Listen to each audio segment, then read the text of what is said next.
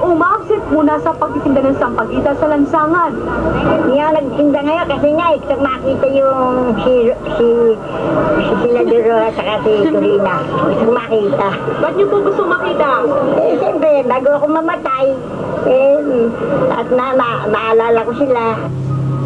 Pero may implikasyon ba ang kasalang ito sa pananaw ng masa sa politika? Hindi, porkit nakita ko siya, gusto ko siyang iboto. Ay, ako gusto ko. Kasi kumbaga, dati pa napag-isipan ko na kung sino talaga yung gusto kong iboto. Gusto ko lang masaksen yung saksen yung kasal nila. Walang ibang ako iboto talaga si Mato. Ayon sa isang anthropologist, maaaring magkaroon ng positibong epekto ang kasalang ito sa politika. Wala pa tayong presidenteng binata. Unlike in America, not already 2 or 3 before. Pero dito wala pa. Ano kaya implication? Because you're not considered responsible unless you're married. Pero ayon kay Professor Jocano, higit sa kasalan, mas matimbang pa rin ang sukatan ng isang kandidato ang track record at performance. Pero para sa mga tagahanga ng dalawa, ang higit na mahalaga ay makita na nila ang pag-iisang dibdib ng kanilang mga idolo. Sol Aragones, Patrol ng Pilipino. At hindi rin na itago ng mga kapamilya at malalapit na kaibigan ni Senator Mar at Corina ang kanilang kaligayahan sa pag-iisang dibdib ng kanilang mga mahal sa buhay. At sila pawang magaganda lang ang hangad para sa mga bagong kasal. At live mula sa Quezon City, nagpapatrol, Linya Corpus.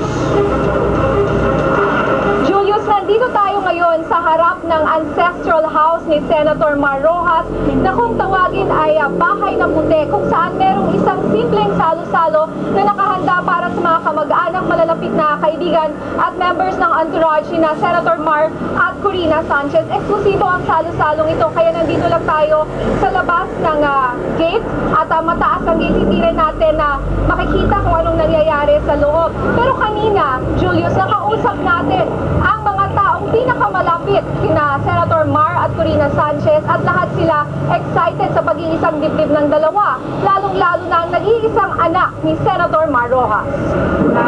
Bensan ang teenager na anak ni Senator Mar Roxas na si Paulo, mailap sa media, pero masayang-masaya raw siya sa kasal ng ama kay Corina. I'm really excited. Tuwang-tuwa rin ang mga best friend ni Corina ngayong misis na siya. I always pictured her as a married woman. But it just took so long. Pero ganun na naisip ko, kahit nung bata pa kami. Si Corina is a very warm, gentle person. Tsaka like any one of us, she just wants to be accepted, to be loved. Si Corina ang only girl sa pamilya, kaya naman walang pasidlan ang kaligayahan ng mga kapatid na lalaki, lalo't matagal rin daw na naging asawa ni Corina ang kanyang trabaho. At least now, may mag-aalaga na sa kanya. Kasi laging siya nag-aalaga sa mga kapatid niya. And now, it's for a change. That somebody, the right guy, finally came. I'm happy that she's finally settling down. And, you know, it's about time. Ang tanging ikinalulungkot lang ng kuya ni Corina, Yung parents namin are not around anymore. No? I'm sure mom and dad would have enjoyed this moment. excited rin ang mga pamangkin ni Corina para sa kanilang tita. I wish that they would have a happy life and all of their wishes would come true. Tito Mar, please take care of Tita Corina. Me and Tara both love her so much. Para sa mga taong higit na nakakakilala kina Mar at Corina, hindi na raw importante ang mga nagsasabing palabas lang ang lahat. Dahil alam raw nila kung gaano katapat ang pagmamahalan ng dalawa.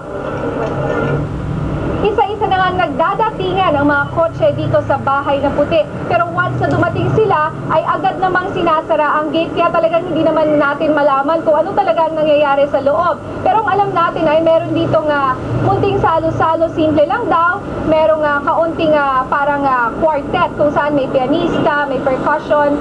At yan ang tutugtog raw sila ng mga paboritong kanta ng mag-asawa. Lalo na yung mga paboritong kanta raw ni Senator Mar Roxas ng The Beatles. At ang nakahanda tulad ng tema sa Kasal Filipiniana, Filipino food ang isi-serve ngayong gabi. At yung special daw yung hapunan ngayon dahil yung mga isi-serve na pagkain ay mula pa sa mga family recipe ni na Senator Mar at Corina Sanchez. Julius?